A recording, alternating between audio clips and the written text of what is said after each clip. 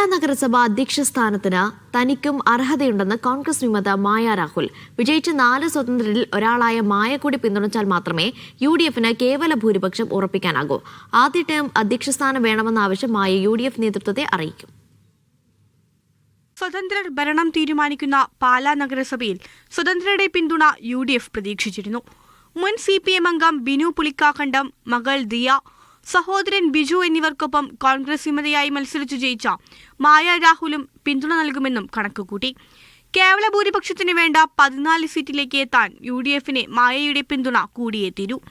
ബിനു പുളിക്കാക്കണ്ടത്തിന്റെ മകൾക്ക് ചെയർപേഴ്സൺ സ്ഥാനം നൽകി ഭരണം ഉറപ്പാക്കാൻ തീരുമാനിച്ച UDFന് മേൽ വെള്ളിടിയായി മായയുടെ അവകാശവാദം. ഇപ്പം എൻ്റെ കൂടെ കഴിഞ്ഞ തവണ കൗൺസിലിൽ ഉണ്ടായിരുന്ന അംഗങ്ങളും പിന്നെ ദിയമോളും ഉണ്ട്. ഇവർക്കെല്ലാം തുല്യമായിട്ടുള്ള പരിഗണന തന്നെ വേണം.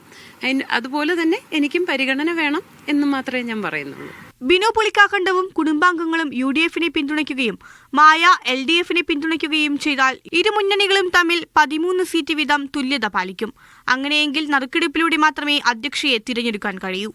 LDFിൽ നിന്നൊരു കോൾ ഉണ്ടോ? ഇതുവരെ ഒന്നും ലഭിച്ചിട്ടില്ല. ഇനി ലഭിക്കുവാണെങ്കിൽ ഒരുപക്ഷെ അതിനെക്കുറിച്ച് സംസാരിക്കുമായിരിക്കും. നഗരസഭാ പ്രതിപക്ഷ നേതാവും കോൺഗ്രസ് മണ്ഡലം പ്രസിഡന്റുമായ സതീഷ് ചൊല്ലാനിയെ തോൽപ്പിച്ചാണ് മായ വിജയിച്ചത്. പ്രതിസന്ധി മറികടക്കാൻ UDF അനുനയ നീക്കം സജീവമാക്കി. മീഡിയ 1 കോട്ടയം.